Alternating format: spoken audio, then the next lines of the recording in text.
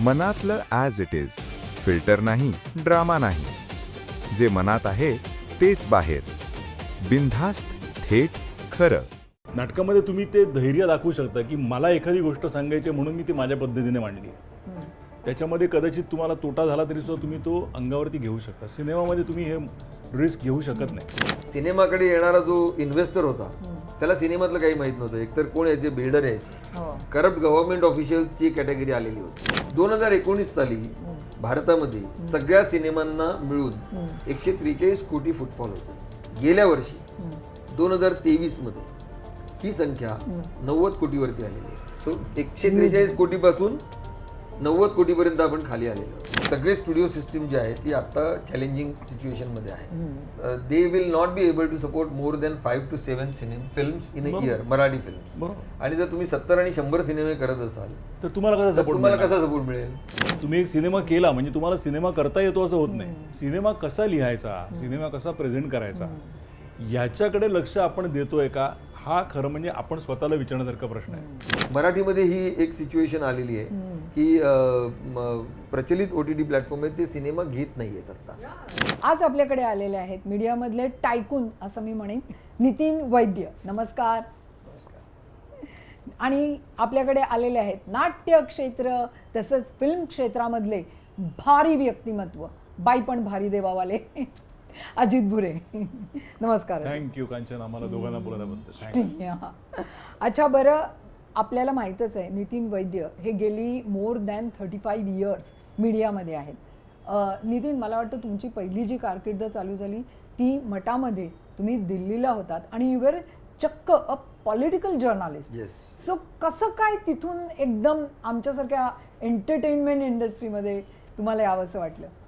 राजकीय क्षेत्रासारखं मोठं एंटरटेनमेंट मला जे पाहायला मिळालं असं may be that is the reason. कारण मी रोज असे कॅरेक्टर पार्लमेंटमध्ये, महाराष्ट्राची विधानसभाही कव्हर करत होतो, नंतर पार्लमेंटही केलं. त्याला सगळे असे समोर देशातले सगळ्यात मोठे कलाकार असे बघायला मिळत होते. पण त्यात किती इंटरेस्टिंग होतं ते. It was very interesting. Definitely it was interesting. So how come you felt की आपण ते सोडून या जर्नलिझम मध्ये काय झालं की after 15 years of active journalism in print, असं त्यावेळेला सगळेजण माझ्या बरोबर, आमच्या बरोबरचे जे लोक होते हे टेलिव्हिजनकडे जायला सुरुवात झाली होती. म्हणजे मला वाटतं मुंबईतनं आम्ही तिघेजण जवळपास एकाच महिन्यामध्ये गेलो. मी, Rajdeep Sardesai was in Times of India, Sanjay Pugalia जे आज NDTVचे डिरेक्टर आहेत ते नवभारत टाइम्समध्ये होते आणि मी महाराष्ट्र टाइम्समध्ये होतो. असे आम्ही एकाच पिरियडमध्ये दिल्लीला शिफ्ट झालेलो होतो, एक काही काळात, महिन्याच्या फरकाने.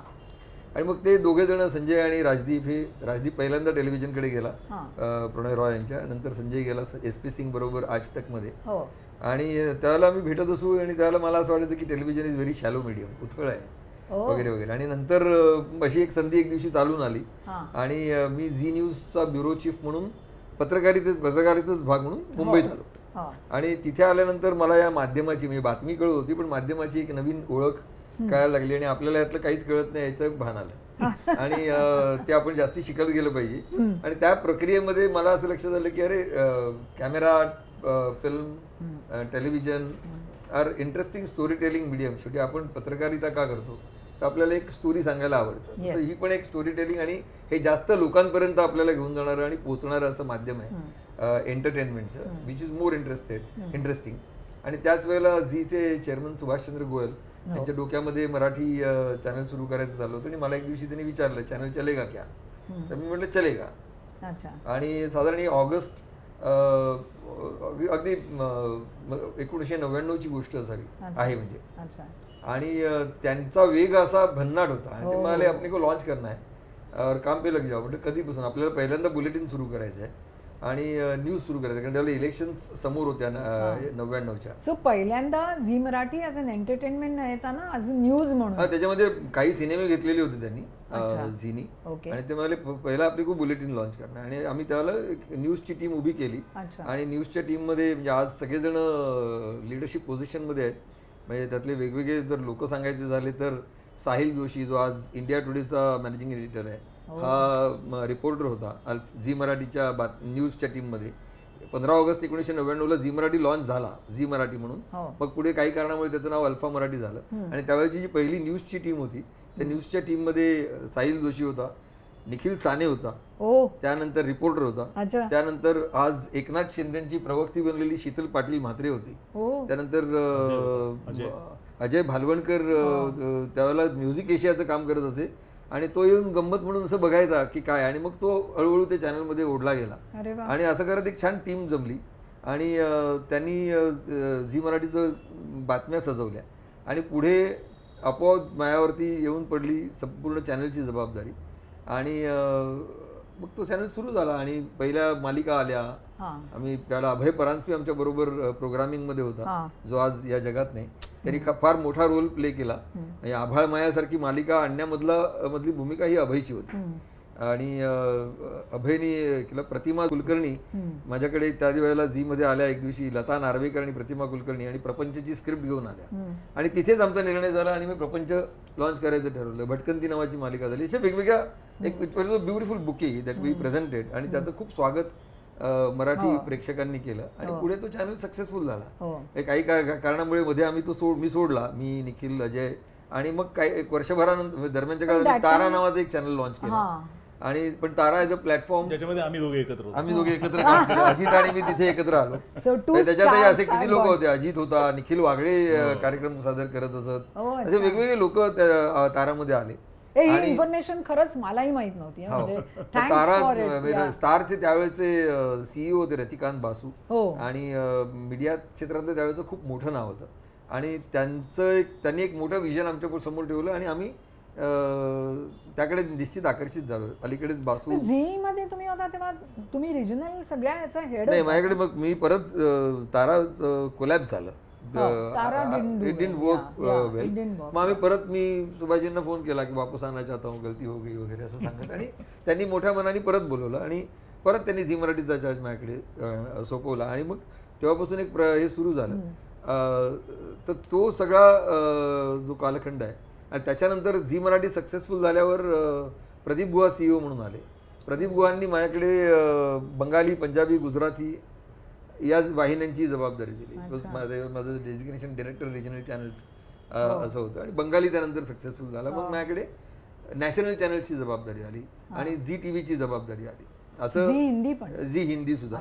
आणि मग सगळ्या इतर चॅनलचे प्रमुख मला रिपोर्ट करत होते. त्या दरम्यानच्या काळामध्ये 2007 मध्ये आम्ही मी आणि अजय भालवणकर यांनी मिळून एक निर्णय घेतला आणि मराठी सिनेमाच्या क्षेत्रामध्ये पदार्पण झीनी करायचं ठरवलं आणि विथ 3.5 आम्ही ते केलं आणि तोही यशस्वी झाला बऱ्यापैकी. 3.5 आली, यशस्वी झाली. मग दे धक्का महेशची आली, ती यशस्वी झाली. खूप सिनेमे त्यावेळेला केले. नंतर नटरंग हे नॉवेल अजयनी दिलेलं नॉवेल होतं रवी जाधवला की याच्यावरती तू सिनेमा कर आणि that is how Ravi then work on Natrang आणि मग पुढे अजय अतुल जोडले गेले. मग निखिलकडे तो चार्ज गेला. Everything shaped up so well आणि ती सगळा व्यवसाय पुढे तो सिनेमाचा चांगल्या पद्धतीने उभा राहायला चालला. तर असा प्रवास होता.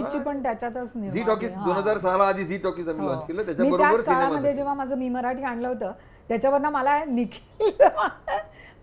नितीनचं एक हे झालेलं होतं की मी माझं स्लोगन मी मराठी आणि I got the channel song आणि याने डोक्यात मी मराठी झी मराठी असं याने लबाडाने असं केलं झी मराठी मी मराठी म्हटलं. नाही, त्यावेळेला कसं होतं, झीचा ब्रँड स्लोगन असं होतं की आपली बोली आपला भाषा. पण चेंज केला, आम्हाला त्याच्यामधले सगळे इमेजरी चेंज करायची होती आणि मग त्यावेळेला असं आमच्या लक्षात आलं की झीचा सगळा मराठीचा व्ह्यूअर, कारण आम्ही खूप पहिली 5 वर्ष स्ट्रगल करत होतो नंबर 1 पोझिशन. आमचं परसेप्शन खूप चांगलं होतं पण नंबर 1 नव्हता आणि त्यामुळे ऍडव्हर्टायझिंग रेव्हेन्यू आपण ETV was ahead of us. आणि मग त्यामुळे आम्ही ठरवलं की काय आहे, याला रिसर्च केलं तेव्हा असं लक्षात आलं की आपला सगळा ऑडियन्स बेस हा 30+ आहे. Unless you lower the age, तुमच्याकडे जोपर्यंत यंगर एज ग्रुप येत नाही तोपर्यंत business wise also will not be successful. आणि मग त्या प्रक्रियेमध्ये आम्ही एक वेगळं अवतार झी मराठीचा केला आणि त्याच्यामध्ये it was Ravi Jadhav who came with a slogan की मी मराठी झी मराठी. प्रत्येक तरुणाला घरातल्याला वाटलं पाहिजे की मी मराठी, माझा चॅनल आला होता मी मराठी आहे तर हा झी मराठी लबाडीगिरी केली. So it was not a लबाडी but it was a brand slogan आणि त्याच्यावरती आम्ही मग त्याचं सगळं कॅरेक्टर ऑफ द प्रोग्राम त्याच्यातलं बदललं गेलं. बरंच काय काय त्यात हे झालं. झी मराठीमधलं सक्सेसमध्ये अनेक गोष्टी होत्या. म्हणजे उदाहरणार्थ झी गौरव पुरस्कार 2000 साली सुरू झाला. झी गौरव म्हणजे त्यातलं प्रत्येकाला त्याचं ड्यू शेअर हे दिलं गेलं पाहिजे. झी गौरव हे नाव भारत कुमार राव त्यांचं Bharat Kumar Raut was a event head of Zee, आणि झी गौरव हा त्यांनी दिलेलं नाव होतं. त्याचं पहिलं काम सगळं केलं हे कलाकारांच्या स्तरावरती हे आदेशनी केलं. अच्छा.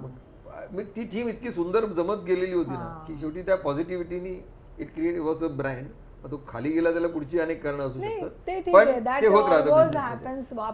So that was my journey. आणि नंतर त्यांना लेफ्ट झी आणि त्यांना join star plus as their Hindi head, आणि स्टार प्लसची डायरेक्ट रिस्पॉन्सिबिलिटी होती. आणि सत्यमेव जयते सारखा 3 वर्ष होतं. आणि त्यानंतर मी ठरवलं होतं 50व्या वर्षी ब्रेक घ्यायचा आणि स्वतःचं सुरू करायचं. कॉर्पोरेट जॉब खूप झाला. मग लॉन्च दशमी, आणि मग दशमीतनं आतापर्यंत 31 सिरियल झाल्या. आता 2 डिजिटल सिरीज येत आहेत, त्याचं काम चालू आहे. 3 सिनेमे मराठीमधनं झाले, घंटा, मुरांबा आणि भाऊबळी. एक हिंदीमध्ये केला, अकेली, जो उझबेकिस्तानमध्ये शूट केला. तो म्हणजे एका इराकी टेररिस्टांच्या ताब्यात अडकलेली भारतीय महिला आणि तिचा सुटकेचा प्रयत्न आणि जर्नी बॅक टू इंडिया. अलीकडेच जिओ सिनेमा आणि तो सिनेमा त्यांच्या OTT प्लॅटफॉर्मवरती घेतलेला आहे. तर that has been my journey. Lovely, fantastic. अजितचा जर्नी फार मोठा आहे. अजित हा प्रायोगिक रंगभूमीचा आधारस्तंभ आहे. अजित, तू पण 10 फिल्म्समध्ये स्वतः काम केलेलं आहेस, प्लस तू 15 नाटकं स्वतः प्रोड्यूस केलेली आहेस. त्याच्यामध्ये सारखं छातीत दुखतंय, अलिबाबा आणि 40शीतले चोर, काटकोन त्रिकोण, आणि असंख्य अशी तुझी नाटकं आलेली आहेत. त्याच्यानंतर व्हॉइस ॲक्टर म्हणून गेली जवळजवळ 35-40 वर्षाच्या वरचा तुझा अनुभव आहे. प्लस तू 2006 साली फिल्मच्या क्षेत्रामध्ये उडी घेतली. तर ते आम्हाला सांग की तुला हे एवढं सगळं असताना फिल्म कशी काय तुला, म्हणजे you were attracted towards film, तर ते कसं काय झालं? रेस्टॉरंट नावाचं चित्रपट, रेस्टॉरंट नावाची फिल्म होती म्हणजे आम्हाला तुझा फिल्म जर्नी ऐकायला आवडेल. 2006 रेस्टॉरंट ते आत्ताचं बाई पण भारी देवा 2023. नाही, खरं म्हणजे कसं झालं की जसं नितीन आत्ता म्हणाला त्याप्रमाणे प्रायोगिक नाटकांपासून सुरुवात झाल्यामुळे नाटकांमध्ये मी जास्त गुंतलो होतो. 1986 पासून ते जवळजवळ. हो, तेव्हा तू पण छबिलदासच्या नाटकात काम करत होतीस. तर त्यामुळे प्रायोगिक नाटकं आणि व्यावसायिक नाटकं मी करत होतो. त्यांनी भूमिका करणं, दिग्दर्शन करणं, निर्मिती करणं, असं काही काही चालू होतं. आणि त्या सुमारास 2005च्या सुमारास सचिन कुंडलकर माझ्याकडे ते रेस्टॉरंटचं स्क्रिप्ट घेऊन आला. खरं तेव्हा काही मनात नव्हतं सिनेमा वगैरे करणं असं. आणि ते स्क्रिप्ट वाचलं आणि मला खूप इंटरेस्टिंग वाटलं. आणि ते नितीनला आवडेल, कारण तुलाही ते पटेल, म्हणजे की माझ्याकडे रेडी स्क्रिप्ट होतं.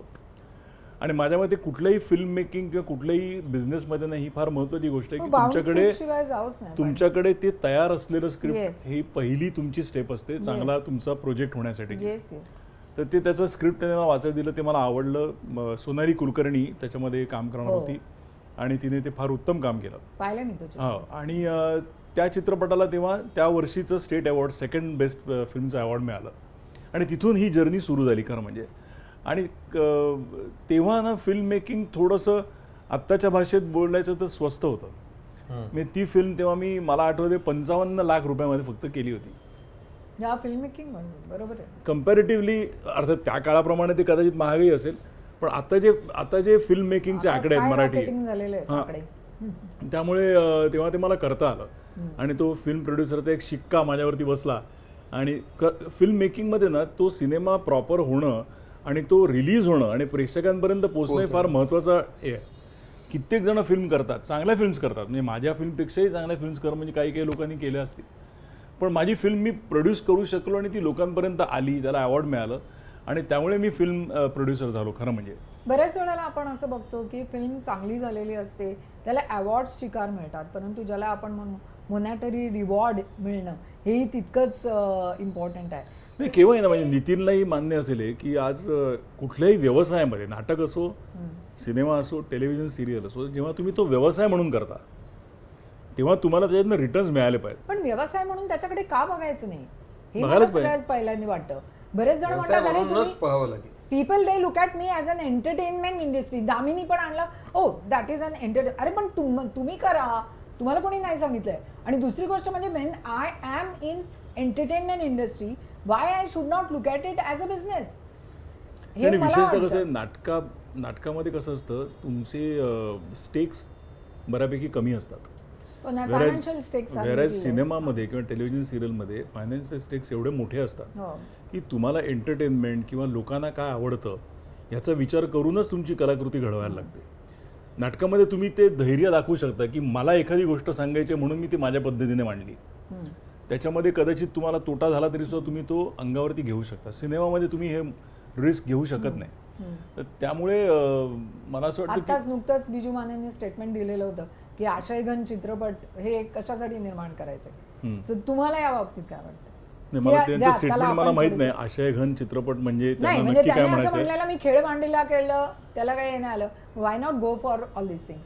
म्हणजे तो पण आपल्यातलाच एक आहे आणि मलाही कुठेतरी नाही जाऊन असं चित्रपट वाटतं. व्यवसायामध्ये शेवटी तुम्हाला आशय आणि तुमचं सादरीकरण या दोन्हीची जोड असावी लागते एकमेकांबरोबर. पण मला त्याचं नुसतेच म्हणणं आशयघन तूच- चित्रपट हे लोकांना त्यातला आशय आवडला आणि सिनेमा हे बेसिकली व्हिज्युअलचं माध्यम आहे. तुम्ही जर ते व्हिज्युअली चांगल्या प्रकारे मांडू शकला नाहीत तर मग प्रॉब्लेम होणार. Supposing if you take that visually पण छान मांडलं गेलेलं आहे असं समजा आपण एक वेळ धरलं तरी सुद्धा आज माझा दोघात तिसरा हा त्यांनी जो काही बिझनेस केला तो बिझनेस बघता आणि आत्ताचा माझा मोकळा श्वासनी थिएट्रिकल बिझनेस नाही केला. झीच्या याच्यावरती प्लॅटफॉर्मवरती केल्यानंतर आजकाल महाराष्ट्रांनी तो पाहिला. तेच कुठेतरी दुःख मला ह्या गोष्टीचं अजूनही आहे की आत्ता पण मी आणला जन्मऋण. So it was on the abandoned parents issue. तो एक आशयघन चित्रपट होता. मोकळा श्वास मी केला तो आशयघन होता. पहिला माझा मी मानिनी आणला तो आशयघन होता. परंतु बघताना दोघात तिसरा केला त्याच्यानंतर बाप रे बाप केला तुक्या तुकीला केला 2 गडी चढाव केला. सो ते कमर्शियल जेव्हा त्याला एक अँगल लावला गेला तेव्हा तिकडे मला रिवॉर्ड जास्त भेटलं. म्हणजे लाईक जास्त मिळालं. कमर्शियली जेव्हा मी करते तेव्हा पण फायनान्शियली आता तुमचे रिटर्न्स तू जे बोलतोस ना तू मराठी चित्रपटाच्या व्यवसायाकडेच हळूहळू आली आहेस त्या मराठी संदर्भात व्यवसायामधूनच नाही नाही बघते त्या मी. विषयाकडे तू आता वळली आहेस तर मला वाटतं नितीन ह्याच्याबद्दल जास्त चांगल्या प्रकारे बोलू शकेल की कारण त्या व्यवसायाचं सध्याचं चित्र काय आहे हा दॅट्स व्हॉट की म्हणजे उदाहरणार्थ आता किती मराठी सिनेमे येतात. युसी आपण ना दुर्दैवाने मराठी माणसं ना डेटा किंवा रिसर्चवरती जास्त काम करत नाही आणि ते व्यवसायासाठी फार आवश्यक आहे की एकूण मराठी सिनेमे किती येत आहेत त्याची आवश्यकता आहे का. एकूण मराठी चित्रपटासाठी प्रेक्षक किती येत आहेत त्यांचं वयोगट काय आहे त्याप्रमाणे आपण त्यांना ते एंटरटेनमेंट देतोय का. आणि मग तसं आपण जर देत नसू तर आपण बोलू पण शकत नाही की लोक येत नाहीत. ते कुठेतरी गणित आपण सांभाळतोय का. मला वाटतं नितीन तू याच्यावरती जास्त आताचे फुटफॉल्स कितीतरी कमी आहेत. नाही आता ओव्हरऑल जर पाहायला गेलं शेवटी आपली एक मराठी सिनेमा असो किंवा एकूणच भारतीय सिनेमा असो आपली इकोसिस्टीम एकच आहे. हो. आणि थिएट्रिकल बिझनेस जर वर्क झाला तर मग पुढे तुमच्या सिनेमाला सॅटेलाईट आणि नंतर अलीकडच्या काळात डिजिटल ह्याच्याकडनं एक व्हॅल्यू मिळू शकते. एक मिनिट तुला डिस्टर्ब करतो आता विषय निघाला म्हणून. पण सिनेमा करत असताना आता नितीन जे म्हणाला ना की तुम्हाला थिएटरचा विचार किंवा तुमच्या थिएटरमध्ये फुटफॉल तुमचा येणं महत्त्वाचं आहे ह्याचा विचार पहिला करायला पाहिजे. बऱ्याच वेळेला आम्ही हल्ली असं बघतो की उलटा विचार केला जातो की मला शासनाचं अनुदान किती मिळणार आहे मला टेलिव्हिजन आणि ह्याच्या राईट्समधनं किती मिळेल मग तेवढीच माझी प्रोडक्शन कॉस्ट मी ठेवली पाहिजे कारण तेवढंच मला मिळणार आहे. वेळेस तुम्ही एखादी कलाकृती करताना तो विचार बाजूला ठेवून पहिल्यांदा माझं पिक्चर चांगलं कसं होईल त्यासाठी किती पैसे खर्च झाले तरी चालतील आणि मग त्याच्यानंतर लोक आल्यानंतर ह्या गोष्टी मिळतील असं मला वाटतं. म्हणजे सॉरी टू इंटरप्ट. आपण ते गृहीत धरलेलं की सिनेमा चांगला झालेला. आता पुढे आज जर तुम्ही गेल्या काही वर्षातलं सिनेमाचा प्रवास पाहिला म्हणजे मी 2012ला ज्यावेळेला स्टारमधनं बाहेर आलो त्याला माझं तिथे एक बोलणं चालू होतं की बाय जसं झी मराठी सिनेमाबरोबर जोडलं गेलं झी तसं why can't star like network think आणि star they go by the data. तुम्ही एक डेटा हे करायला सुरुवात केली. 2005 पासून मी 2012पर्यंतचा प्रत्येक वर्षाचा किती सिनेमे निर्माण झाले किती सिनेमे सेन्सॉर झाले त्यातले किती सिनेमे रिलीज झाले त्यातल्या किती सिनेमांना खर्च किती आला टोटल खर्च प्रोजेक्ट कॉस्ट म्हणजे PNA प्लस प्रोडक्शन त्यातले किती सिनेमांचं बॉक्स ऑफिस कलेक्शन काय होतं आणि त्यातलं प्रोड्युसरला मिळणारा नेट काय होता. हा साधारण एक बिझनेस आहे. तो डेटा हे केला. 2005ला पहिला सिनेमा आला 1 जानेवारी 2005 सचिन पिळगावकरांचा नवरा माझा नवसाचा. ओके. आणि ते 2012पर्यंत तोपर्यंत सैराट वगैरे झालेलं होतं. त्या डेटाने मला असं दाखवून दिलं की जवळजवळ 600 कोटी या 7 वर्षामध्ये मराठी सिनेमाच्या सिस्टीममध्ये गेलेले आहेत आणि त्यातनं मिळालेलं उत्पन्न प्रोड्युसरला हे केवळ 52 कोटी रुपयाचं आहे. That was the difference. So big, huge, so big. 52 कोटी आणि माझ्याकडे तो सगळा डेटा आहे आणि मेटिक्युलसली मी तो डेटा गोळा केला. मी 2015 पर्यंत तो गोळा करायचं काम चालू ठेवलं. नंतर माझ्या लक्षात आलं कारण हा डेटा पाहिल्यानंतर मी स्टारकडे गेलोच नाही. याचं कारण मला माहिती होतं की या डेटामध्ये विल नॉट बी इंटरेस्टेड की कितना business, they are looking at bigger business. आणि ह्याच्यामधनं जर 20 कोटी रुपयाचं टर्नओव्हर असणार आहे वर्षाला फॉर अ कंपनी, कारण झी मराठी उतरलं, झी TV उतरलं त्या ह्याच्यात आणि त्यावेळेला सक्सेस रेट वाढायला लागला, कलेक्शन्स वाढायला लागली. म्हणजे 3.5 असेल, दे धक्का असेल, पुढे नटरंग असेल, अप टू सैराट असेल. तर असं लक्षात आलं की कॉर्पोरेट प्रोडक्शन हाऊसेस उतरली. त्यांनी एक मोठं त्यांच्या पाठीमागे जे प्रेक्षकांची संख्या होती टेलिव्हिजनमुळे ती त्या सिनेमाच्या मागे उभी केली. त्यामुळे मार्केटिंग जे सिनेमामध्ये वीक होतं मराठीचं ते सुधारलं. डिस्ट्रीब्युशन हळूहळू प्लेसमध्ये यायला लागलं आणि दोज फिल्म्स गॉट बेनिफिटेड. पण ओव्हरऑल हे 52 कोटीच्या वर गेलेला नाही. ते काय झालेलं होतं when Zee was म्हणजे सैराट there- नंतर आलाय ह्याच्यात, पण ही त्यातली सिनारी होती. सो आकडेवारी is not supporting, figures are not supporting. सिनेमाकडे येणारा जो इन्व्हेस्टर होता त्याला सिनेमातलं काही माहित नव्हतं. एकतर कोण यायचे, बिल्डर यायचे, हो. करप्ट गव्हर्नमेंट ऑफिशियलची कॅटेगरी आलेली होती. पैसे आहेत, Yes. Let me be very Yeah, of honest. course. आणि ते आलेले होते. Yeah. आणि तुम्हाला असं लक्षात येईल की काही दिग्दर्शकांकडे हे लोक येत होते, ते दिग्दर्शक त्यांच्याकडे अप्रोच व्हायचे किंवा ते दिग्दर्शकांकडे अप्रोच व्हायचे आणि पैसे टाकायचे. यातले कुठलाही फायनान्सर तुम्हाला रिपीट झालेला दिसत नाही. हे वन टाइम आहेत की एकदा ट्राय केलं, इसमें दम नाही आहे, तो हटला.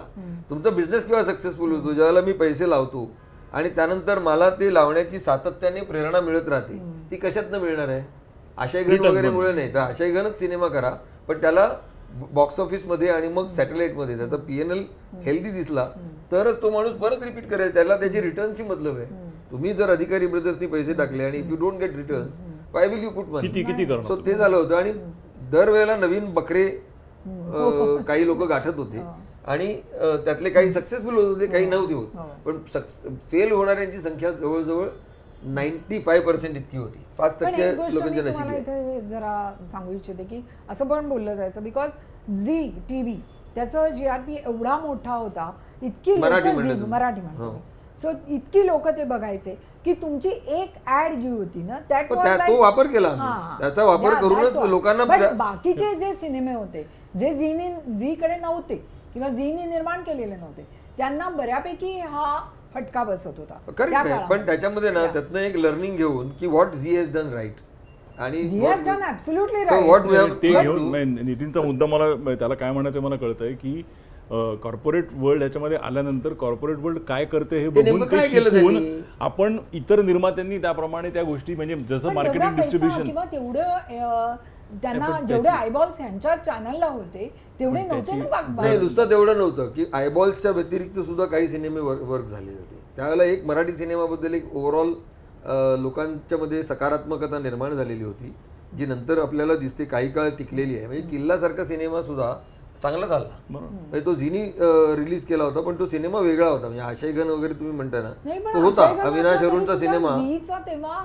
इतका मोठा हे होता की तिथे ते त्यांचे म्हणजे प्रत्येक प्रोग्राम नंतर ते ऍड टाकायचे. That is all right. And that was not possible for any individual नाही प्रोड्युसर. माझा मुद्दा तेच सांगण्याचा आहे की झीने एक इनिशिएटिव्ह घेऊन एक पाऊल टाकलं आणि मराठी सिनेमा प्रोड्यूस कोणी केले? मराठी सिनेमा मोठा सिनेमे केला. झीने प्रोड्यूस नाही केले. सिनेमे प्रोड्यूस अंकुश चौधरीने 3.5 केला, दे धक्का महेश मांजरेकरनी केला, रवी जाधवनी नटरंग केला. त्याच्या आधी आपण त्याच्या आधी बरं झीचे सगळे सिनेमे सक्सेसफुल झाले याच्यातला भाग नाही. उदाहरणार्थ अतिशय सुंदर सिनेमा केला होता राजेश देशपांडेने धुडगूस नावाचा आणि त्याला पहिल्या 3 दिवसामध्ये शुक्रवार शनिवार रविवार उत्तम बॉक्स ऑफिस आलं. 32 लाखाचं बॉक्स ऑफिस आलं आणि लगेच पुढच्या ह्याच्यामध्ये तो झाला रिलीज आणि ताजवरचा हल्ला झाला. लोक सिनेमाकडे गेलेच नाही. Of course that thing is there. So लोक सिनेमाकडे गेलेच नाहीत. झीनी न काढलेले सुद्धा त्या काळातले काही सिनेमे चाललेले होते. तो काळ वेगळा होता. आता तो आपण झीचा हे बाजूला ठेवा. आजची सिच्युएशन ते आज किती पण तुम्हाला लांब मी गेला. एक साधा आकडे पुन्हा आपण डेटाकडे येऊया. आणि मी आता अर्न्स्ट अँड यंग आणि फिकी हे एकत्र काम करतात. आमची प्रोड्युसर्स बॉडी आहे Indian film and TV producers council, ही फिकीचा भाग आहे. त्यामुळे त्याची माझा सतत संपर्क असतो. 2019 मध्ये कोविड आलेलं आहे. ओके, 2020 ला कोविड आलं, 20 आणि 21 इंडस्ट्री गॉट, 20 पासून कोविड आलं, 19 ला आपण 16 मार्च 2020 ला लॉकडाऊन सुरू झाला आणि त्यानंतर 2 कोविडचे स्पेल आपण पाहिले आणि त्या काळात सगळं खाली गेलं, एकूणच इकॉनॉमी खाली गेली. ठप्पच होती. 2019 साली भारतामध्ये सगळ्या सिनेमांना मिळून 143 कोटी फुटफॉल होते. त्यात मराठी आले, तामिळ आले, हिंदी आले, तेलुगू आले, इंग्लिश हॉलिवूडचे आलेले सिनेमा ऑल 143 कोटी लोक थिएटरमध्ये 2019 मध्ये गेले. गेल्या वर्षी 2023 मध्ये ही संख्या 90 कोटीवरती आलेली आहे. सो 143 कोटीपासून 90 कोटीपर्यंत आपण खाली आलेलो आहोत. आणि या वर्षी 2024-25 चा जर डेटा येईल त्यावेळेला तर मला आश्चर्य वाटणार नाही, 90 कोटीवरून आपण 50 ते 60 कोटीवरती आलेले असू. आता तुम्ही विचार करा, याचा फटका हिंदीला बसलेला आहे, याचा फटका इंग्रजीला बसलाय, सगळ्याच भाषा साऊथला सुद्धा बसलेला आहे. आपल्याला जे साऊथ चर्चेले जातात ते सक्सेसफुल चर्चेले जातात, किंवा मराठी जे चर्चेले जातात ते सक्सेसफुल, म्हणजे आता बाई पण बारी देवा, अजित निर्माता आहे त्याचा, ते सगळे चर्चेले जातात. Rate of failure is huge. याचं कारण सिनेमा कधी लोक बघतात, तू आता प्रोड्युसर आहेस, ज्यांच्याकडे सरप्लस पैसा आहे खिशामध्ये त्याच वेळेला लोक थिएटरकडे जातात. आज एकूणच देशातल्या अर्थव्यवस्थेने जी काही मंदीचं सावट आहे, त्यामुळे सरप्लस पैसा लोकांच्या खिशात नाही आहे आणि त्यामुळे थिएटरमध्ये लोक जाताना आपल्याला दिसत नाहीत. म्हणजे आता इथे शेजारी तुम्ही सिटी मॉलमध्ये PVR आहे, 3 स्क्रीन बंद आहेत, कारण थिएटरमध्ये लोकच येत नाहीये, त्यांचा धंदा ते मागतायत, तुम्ही या टायटल घेऊन आमच्याकडे. आणि दे आर चेझिंग प्रोड्युसर्स, कारण त्यांना फुटफॉल पाहिजे. फुटफॉल कधी येतील? सिनेमे चांगले येतील त्यावेळेला येतील. चांगले सिनेमे नाहीत का? आहेत. हे उदाहरण आहे चांगलं. आता नितीन म्हणतात त्याप्रमाणे ते दुष्टचक्रामध्ये आपण अडकलेलो आहोत की सिनेमे चांगले आहेत पण लावण्यासाठी पैसे आहेत की नाही, तर तिथे कुठेतरी कमी पडतं. आता नितीन म्हणतो त्याप्रमाणे लोकांकडे पैसे नसतील तर समजा त्यांच्याकडे जर तो स्पेंड करायला पैसा नसेल आता, तर तो माणूस विचार करतो जाऊ देत ना, मी पुढच्या महिन्यात OTT वरती येईल तेव्हा मी बघेन. एक साधा मुद्दा मला मांडतो की पिरामिड जे असतं ना, त्यातलं higher crust of the pyramid, ज्याच्याकडे खूप पैसे आहेत. आज मुंबईत तुम्ही पाहिलं तर लक्झरी फ्लॅटचा सेल्स हा वाढलेला आहे, प्रचंड वाढलाय. म्हणजे त्यांची 3000 स्क्वेअर फूट 5000 स्क्वेअर फुटाचे जे फ्लॅट आहेत हे दणादण बुक होत आहेत. म्हणजे वरच्या वर्गाकडे प्रचंड पैसा आहे. बॉटम ऑफ द पिरामिड जो आहे, मिडल आणि बॉटम ऑफ द पिरामिड, मध्यम वर्ग, कनिष्ठ मध्यम वर्ग आणि खालचा वर्ग, ह्यांच्याकडे आज सरप्लस पैसा दिसत नाहीये आणि त्याचा परिणाम वेगवेगळ्या क्षेत्रांवर दिसतोय. एंटरटेनमेंटला तो डायरेक्टली एंटरटेनमेंट ही त्यांची अगदी गरजेचा भाग, बेसिक नेसेसिटी, अन्न वस्त्र निवारा. फिल्म नाही बघली तर पण मला बाकीचं अन्न वस्त्र निवारा सेट बघायला. आणि परिणाम दुसरं जर आपण पाहिलं तर जगभरामध्ये film as a medium is driven by young people आणि lower and middle class people. ही जगभरातली सिनारी. मला त्या मुद्द्यावरती यायचं होतं कांचन, आणि तू पण एक फिल्म मेकर आहेस आणि हा पण आपण मराठी सिनेमामध्ये हा विचार करायला पाहिजे किंवा मराठी नाटकांमध्ये सुद्धा की तुम्ही यंग ऑडियन्सला केटर करणाऱ्या गोष्टी द्यायला हव्यात की नकोत. But do you think that young audience will त्यांना केटर करणाऱ्या गोष्टी आपण दिल्या तर ते येतील? Because now everything is available. Everything is available on mobile, whatever they want. नाही कांचन, उलट यंग ऑडियन्स असा असतो की तो तेवढा विचार नाही करत. त्याला बघावंसं वाटलं तर तो पटकन तिकडे येतो. आणि आपण एंटरटेनमेंट इंडस्ट्रीमध्ये विशेषतः मराठीमध्ये नाटकामध्ये असो किंवा सिनेमामध्ये असो, आपण आपला टार्गेट ऑडियन्स दुर्दैवाने बघितला तर 40च्या पुढचा आहे. तुम्ही म्हटलं मागे झी मराठीचा आम्ही ब्रँड चेंज केला, मी मराठी झी मराठी आणला, त्यावेळेला आमचा हा प्रॉब्लेम होता की 30च्या वरचा आहे ऑडियन्स. सगळ्या गृहिणी आहेत पण त्या 35 प्लस आहेत. सो दॅट इज ऍडव्हर्टायझरला त्या एज ग्रुपमध्ये इंटरेस्ट नाही आहे. ऍडव्हर्टायझरला यंग एज ग्रुपमध्ये इंटरेस्ट पाहिजे आहे, कारण यंग एज ग्रुप जो आहे तो इम्पल्सिव्ह बाहेर आहे, तो जातो पटकन खरेदी करतो आणि मोकळा होतो. सिनेमा हा जो यंग ऑडियन्स आहे ना, हा ड्राईव्ह करतोय, त्याला अट्रॅक्टिव्ह वाटेल असं आपण काय. आणि तो मध्यम वर्गातला तुम्ही कुठल्याही थिएटरमध्ये जा, तुम्हाला दिसतील कॅरेक्टर. जिओच्या मॉलमध्ये जाणारा वर्ग वेगळा आहे पण तो संख्येने कमी आहे, आणि मोठा मास जो आहे तो अक्रॉस इतर ठिकाणी अगदी सिंगल स्क्रीन पासून ते मल्टिप्लेक्स पर्यंत जाणार आहे, तो कमी झाला आहे. आणि हा क्रायसिस जो आहे हा एकूणच आपल्या अर्थव्यवस्थेमधली जी काही मंदीची सदृश परिस्थिती आहे त्याच्याशी निगडीत आहे. आणि त्यामुळे तुम्हाला इंटरेस्टिंग पॅकेजेस घेऊन मराठी सिनेमाला यावं लागेल. आणि ते इंटरेस्टिंग पॅकेज कुठलं आहे म्हणजे तुम्हाला आता लक्षात येईल. मला नेहमी ती अनालॉजी देतो बाई पण भारी देवा आणि त्या बाबतीमध्ये, की प्रशांत दामलेची नाटकं सक्सेसफुल आहे.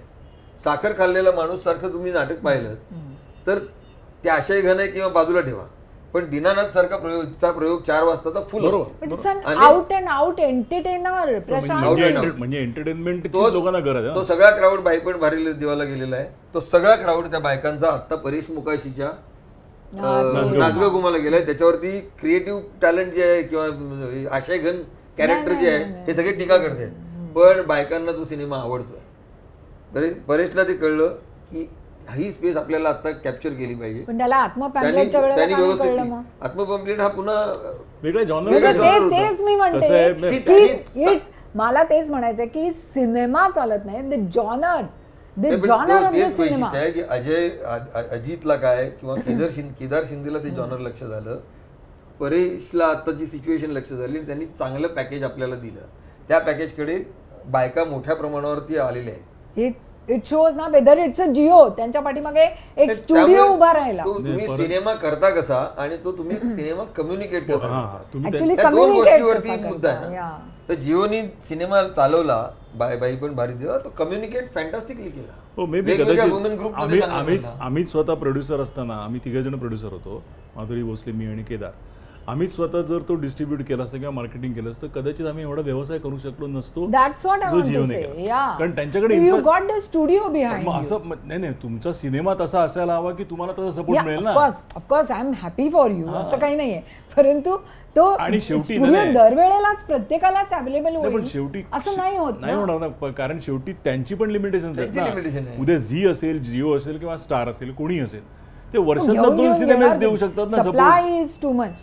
आता प्रॉब्लेम असा आहे, कुठल्याही सगळे स्टुडिओ सिस्टीम जी आहे ती आता चॅलेंजिंग सिच्युएशन मध्ये आहे. ओके, कारण त्यांच्या पुढे वेगळी आव्हानं आहेत हो.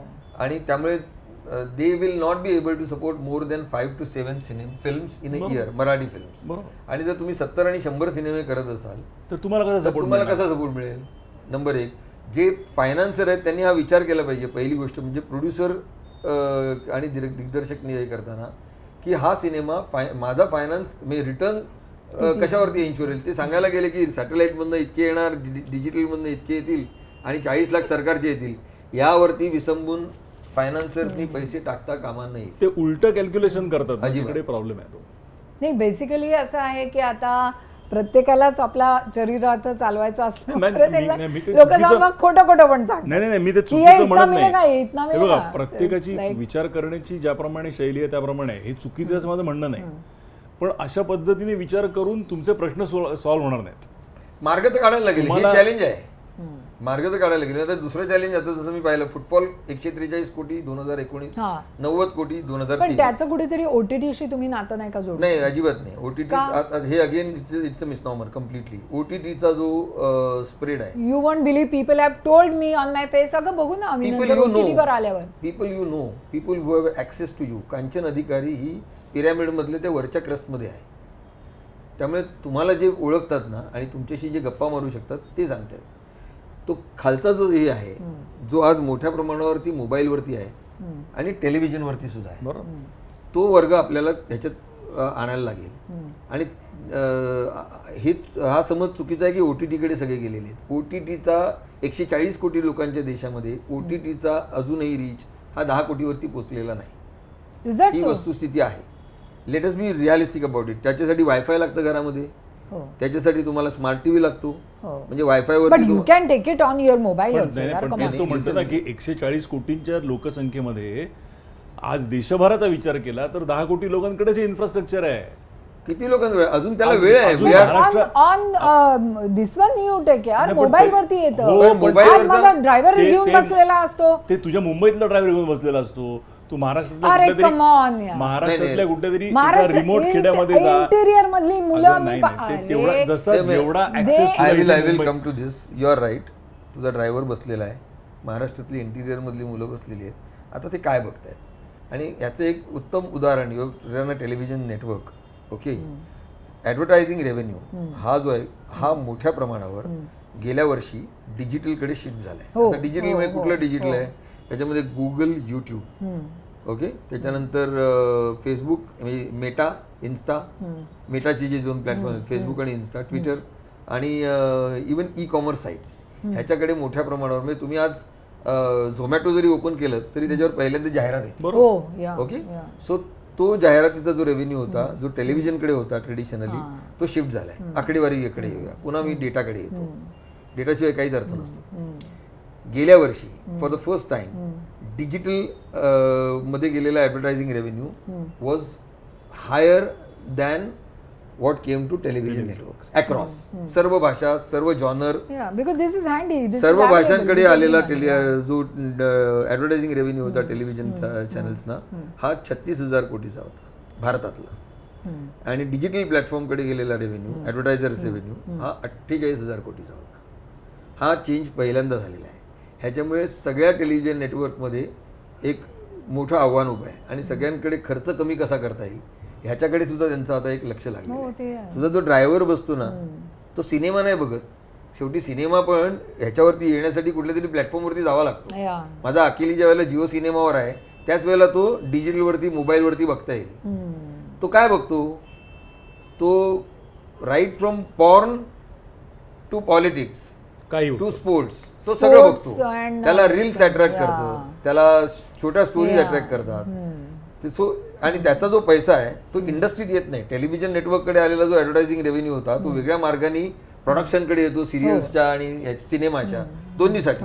आणि तो एक इकॉनॉमीचं सायकल पूर्ण करतो. हा जो डिजिटलकडचा रेव्हेन्यू आहे ह्यातला 10% सुद्धा जेमतेम आपल्याकडे येत असेल. हा त्यातला फरक आहे. उद्या त्याच्यात चेंज होईल. म्हणजे जसं जिओचं नेटवर्क वाढेल आणि त्यांनी आता 30 रुपयामध्ये सगळं अवेलेबल केलं आहे ॲड फ्री कॉन्टेंट, त्याच्यामधनं जसं संख्या वाढायला लागेल आणि Jio will be the leader in that case. Netflix आहे, अमेझॉन प्राईम आहे, they all will pump the content, good content. Digital, when I say digital, not necessarily mean Netflix or Jio or परंतु हे Google, YouTube is the real challenge for all platforms. तुम्ही सगळेजण जे higher crust मध्ये आहात, पिरॅमिडच्या वरच्या बाजूला बसलेले आहात, let be very honest, let's be very honest. आणि ते लोकांकडे कोविडमध्ये घरामध्ये एक एंटरटेनमेंट आलं, तुमच्याकडे वायफायचे खर्च करण्याची कॅपॅसिटी होती, स्मार्ट टीव्ही घरी आणण्याची कॅपॅसिटी होती. आज मध्यम वर्गाचं व्याख्या जी भारतातली आहे ती 25,000 उत्पन्न देणारा महिन्याला हा मध्यम वर्ग मानला जातो. त्याला 2,000 रुपये smart TV subscription plus wifi is a chain.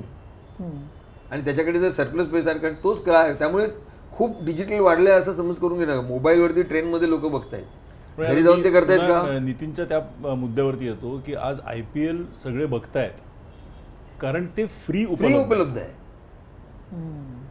जसं नितीन म्हणतो त्याप्रमाणे जेव्हा त्याला खिशातनं पैसे खर्च करायला लागतील IPL बघण्यासाठी तेव्हा तो किती खर्च करेल आणि किती बघेल हा महत्त्वाचा मुद्दा आहे. तो सरप्लस त्याच्याकडे नाही आहे एंटरटेनमेंट इंडस्ट्रीवरती खर्च करायला. पुन्हा त्या नितीनच्या महत्त्वाच्या मुद्द्यावरती येतो आणि मला तो अत्यंत आवडलाय की माणसाच्या हातात खेळता पैसा नाही आज. आणि म्हणून लोक थिएटरकडे जात नाहीत. आणि हा चुकीचा समज आहे की OTT आल्यामुळे सिनेमा नाही. OTT आल्यामुळे उलट सिनेमाच्या इकॉनॉमीला भर हे झालाय. म्हणजे माझे 3ही सिनेमे OTTने घेतले, मराठी आणि जिओ सिनेमासारख्या प्लॅटफॉर्मनी अकेली घेतला. That is help us. अजितच्या बाई पण भारी देवाला जिओचा आधार मिळाला आणि तो हे झाला. म्हणजे पुढे जिओ तो खूप चालला सिनेमा अँड ऑल दॅट. असा प्रश्न लोकांनी त्याला विचारला असेल की तुम्हीच चालवला असता तर तुम्हाला जास्ती पैसे नसते मिळाले का? सो हे जर तरचे प्रश्न आहेत. पण आजची सिच्युएशन अशी आहे, तुम्हाला मार्ग काढायचा असेल तर निर्मात्यांना असोसिएशन्स बिल्ड करायला लागतील विथ OTT आणि ज्यांच्याकडे पैसा आहे आणि ज्यांना धंदा कळतो अशा लोकांबरोबर. आज काय होतंय, क्रिएटिव्ह लोक येऊन एक स्टोरी घेऊन येतात आणि फक्त माझ्याकडे पैशासाठी येतात. I am not interested in just supplying money to them. मला त्या गोष्टीमध्ये तितकाच इंटरेस्ट आहे. We would like to shape the project up. Akeli हा प्रोजेक्ट आम्ही शेपअप केला 2-3 वर्षामध्ये. मुरांबामध्ये ज्यावेळेला वरुणनी स्टोरी ऐकवली त्यावेळेला we had our inputs into that आणि त्याच्यानंतर ते इन्कॉर्पोरेट केले गेले. त्यानंतर जसं भाऊबळी झालं, जयंत पवारची गोष्ट होती ज्याच्या कथासंग्रहाला साहित्य अकादमीचा पुरस्कार होता. जयंत वर्षभर आम्ही जयंतबरोबर बसून त्याच्या स्क्रीनप्लेवरती जयंत स्वतः लिहायला बसला, आम्ही काम केलं. इंटरॅक्टिव्ह प्रोसेस होती. तेच अजितनी बाई पण बघतात केलं असेल. मुद्दा आणि फार महत्त्वाचे काही शब्द वापरले आणि मी त्याच्यावरती बोलतो. कसं आहे की तुम्हाला सिनेमा करता आला म्हणजे तुम्हाला सिनेमा करता येतो असं नाही. तुम्ही एक सिनेमा केला म्हणजे तुम्हाला सिनेमा करता येतो असं होत नाही. स्क्रीन प्ले, सिनेमा ही एक वेगळी भाषा आहे. सिनेमा कसा लिहायचा, सिनेमा कसा प्रेझेंट करायचा याच्याकडे लक्ष आपण देतोय का, हा खरं म्हणजे आपण स्वतःला विचारण्यासारखा प्रश्न आहे.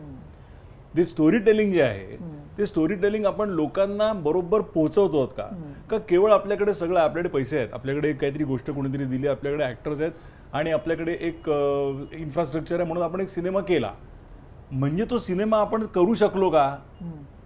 तर ते तसं नसतं. त्या स्टोरीवरती तुम्ही किती काम केलं आहे, तुम्ही 1 वर्षाच्यावरती काम करून ती स्टोरी डेव्हलप केली आहे का, तुम्ही त्या माध्यमाप्रमाणे ती स्टोरी आणताय का तुम्ही एक नाटकच शूट करताय? मराठीमध्ये हा एक महत्वाचा प्रॉब्लेम आहे. आणखीन सपोर्टिंग आर्ग्युमेंट असं आहे की शेवटी cinema as a piece of creative art. Okay, हे टार्गेटेड आहे, प्रेक्षकांना समोर ठेवून केलेलं आहे. ओके, सॅटेलाईटला पण प्रेक्षकच पाहिजेत आणि OTTला पण प्रेक्षक पाहिजे. ज्यावेळेला त्यांना असं खात्री येते की this film makes sense for my audience, जो माझ्याकडे भरभरून येईल आणि त्यातनं माझं बिझनेसचं सायकल या सिनेमापुरतं जे काय आहे ते वर्क होईल, त्यावेळेलाच तो सिनेमा होईल. त्यामुळे सिनेमा करताना पहिली प्रायोरिटी आपल्या प्रेक्षकांना ह्याच्यामधनं काय आपण देणार आहोत. ते जर मिनिंगफुल वाटलं तर ऑटोमॅटिकली प्रेक्षक थिएटरमध्ये येतात. समजा काही कारणामुळे या आर्थिक सिच्युएशनमुळे प्रेक्षक आले नाहीत तरी मग तो OTTला इंटरेस्टिंग वाटू शकतो आणि OTT प्लॅटफॉर्म्स तो सिनेमा विकत घेण्याचा निर्णय घेऊ शकतात. OTT प्लॅटफॉर्म विकत घेताना केवळ आणि केवळ त्यांच्या प्लॅटफॉर्मलाचं जो काही प्रेक्षक संख्या आहे त्याला तो सिनेमा रिलेव्हंट आहे का एवढंच बघतात. ह्याच्या पलीकडे ते काही बघतात असं मला वाटतं. ते रेव्हेन्यू शेअरिंग वरतीच मॅक्सिमम फिल्म्स. असं नाही, सिनेमे घेतले जात आहेत. मराठीमध्ये ही एक सिच्युएशन आलेली आहे की जे प्रचलित OTT प्लॅटफॉर्म आहे ते सिनेमा घेत नाहीयेत आता. पण त्याची जबाबदारी आपल्यावर आहे. आपण चांगलं दिलं तर ते घेतील. बाहेर पण भारी देवाचं क्लासिक केस घेणार ना. म्हणजे जर तुम्ही चांगलं दिलं तर ते त्यांना पण व्यवसाय करायचा ना. भरपूर बिझनेस केला म्हणजे बाकीचे झोपलेल्या पिक्चर कडे पण थोडंसं बघायला पाहिजे. माझा उदाहरणार्थ बाहुबली सारखी गोष्ट मी केली आणि तो सिनेमा झी स्टुडिओने रिलीज केला, तो नाही चालला. पण सिनेमाला आज रिस्पॉन्स मला खूप मेसेजेस येत राहतात. आता हे होत राहणार आणि हे तुम्हाला करत राहायला लागेल. हे मुरांबासारखे सिनेमा आम्ही फक्त 1.25 कोटीमध्ये रिलीज केला, प्रोड्यूस केला. त्याच्या रिलीजवरती मी जास्ती खर्च केला, मी स्वतःच रिलीज केला आणि म्हटलं कुठे जायचं नाही. आपण जर हा बिझनेस झीमध्ये लॉन्च केलेला आहे तर let me try and my self. आम्ही एकाही प्लॅटफॉर्मकडे गेलो नाही की तुम्ही आमचा सिनेमा रिलीज करा. सगळ्या प्लॅटफॉर्ममध्ये मी बरोबर कामं केलेले लोक होते, but I did not go to them at all. आणि आम्ही रिलीज केला, तो बॉक्स ऑफिसला चांगला चालला, आम्हाला अनुभव चांगला आला. निर्मिती करणाऱ्यांना आणि फायनान्स करणाऱ्यांना पहिल्यांदा हे पाहिलं पाहिजे किती कोटीचा सिनेमा हे नको सांगूस मला, तो किती प्रेक्षक आणेल आणि कसे आणेल ते मला सांग. मराठी चित्रपटाला थोडीशी सावत्रपणाची ट्रीटमेंट दिली जाते. मला प्रामाणिकपणे वाटतं की आपण नेहमी फक्त चॅलेंजेस बद्दल किंवा हर्डल्स बद्दल बोलतो ना, त्याच्याऐवजी तसं न करता पेसिमिस्टिक न राहता निर्मात्याला ऑप्टिमिस्टिकच असायला पाहिजे. मी ह्या अडचणी गृहीत धरून मी तो पिक्चर कसा मार्केट करेन हेच बघायला पाहिजे. तुम्हाला लॉंग टर्म अप्रोच घेणारे निर्माते पाहिजे. पुढचा 10 वर्ष 15 वर्ष 25 वर्षाचा समय घेऊन, तरच तुम्हाला हा बिझनेस म्हणून सक्सेसफुल होईल. जो निर्माता आज येतोय आणि उद्या डिसअपिअर होतोय, ह्याच्यावरती फायनान्सरनी पैसे लावू नयेत, ह्याच्यामागे दिग्दर्शकांनी त्यांच्या नादी लागू नये. कलाकारांनी सुद्धा विचारात घ्यावं, हा विचार केला पाहिजे. आणि त्यांनी ठरवायला लागेल की ठीक आहे, आज सुदैवानी काय झालंय की there is no star in Marathi. Let's be realistic. हो, मी ते म्हणतोय. निर्माता म्हणून मला असं एखादा स्टार खूप जर प्राइसी वाटत असेल ना, त्याला हात जोडून नमस्कार करणं की नाही परवडणार.